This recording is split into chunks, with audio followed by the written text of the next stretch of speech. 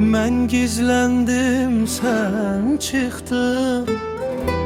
Görüş yerimiz üfük dedim. Ama efsuslar ne kadar da çalışsak görüşe biz bilmerik. Yaradan yarattı bela, sen gizlendin, ben çıktım. Uşaqlıqda severek gözümü yumup oynadığım oyun.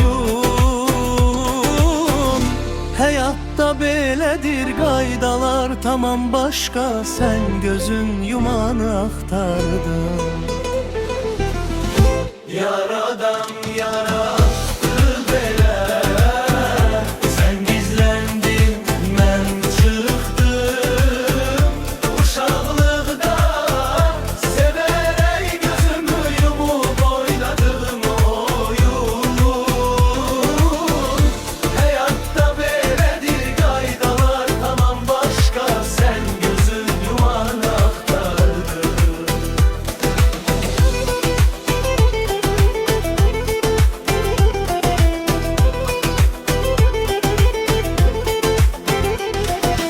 Yaradan yarattı bela,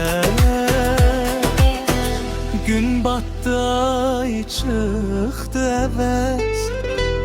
Olundu yenə görüşə bilmədikləri. Yer gözəlliklə rənglədi.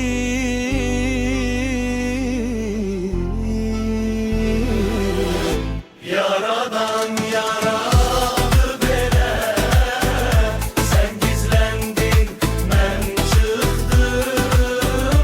Uşaqlıqda severek gözümü yumup oynadığım oyun. Hayatta belədir qaydalar tamam başka, sen gözün yumanı aktardın. Aktardım onu ben de, sen deme o güzellik senin gözlerindedir. Əvəzi yok sevdiklerimizin, yumulan o güzellik gizlenir ürəklədi. Yaradan var attı bizi, bax belə. Yaradan yarattı bela, sen gizlendin, ben çıktım. Uşaqlıqda severek gözümü yumup oynadım oyun.